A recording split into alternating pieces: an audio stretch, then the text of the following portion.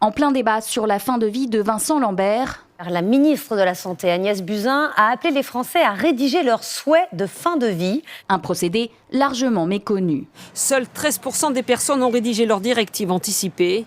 60% ignorent même l'existence d'une telle démarche. Vous l'avez fait ou pas? En fait, non, pas encore.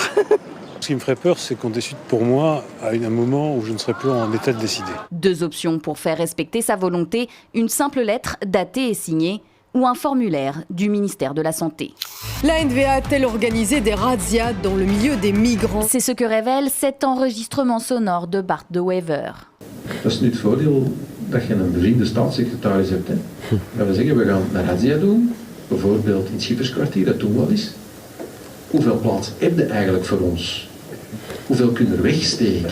Des propos chocs tenus en 2016 où il fait ouvertement allusion à Theo Franken, alors secrétaire d'État à l'asile et à la migration. Le Belang, les extrémistes, déteignent de plus en plus sur la NVA. À l'époque, ces rafles ciblées de migrants avaient été démenties par les ministres NVA. Autre révélation, cette fois au Canada. Alors que le Canada démontre publiquement son ouverture aux migrants et aux réfugiés, que se passe-t-il dans l'ombre? Un plan secret anti-migrants aurait été lancé sous le gouvernement Harper.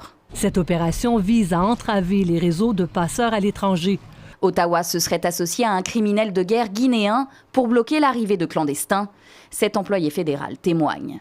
On ne veut pas avoir de bateau de migrants pour avoir une belle image, mais on va travailler avec un présumé criminel pour le faire. Des activités tenues secrètes qui se poursuivraient sous le gouvernement Trudeau. Le sperme suisse menacé. Le sperme des jeunes Suisses est de mauvaise qualité, elle est même la moins bonne en Europe. Ce sont les résultats alarmants d'une étude réalisée sur 2500 jeunes conscrits. La qualité du sperme, elle est médiocre, voire critique pour certaines personnes. Plus de 60% des hommes ont au moins un des paramètres qui est en dessous des normes de l'OMS. Comment l'expliquer? Ce seraient les modifications de style de vie et d'environnement d'après les médecins.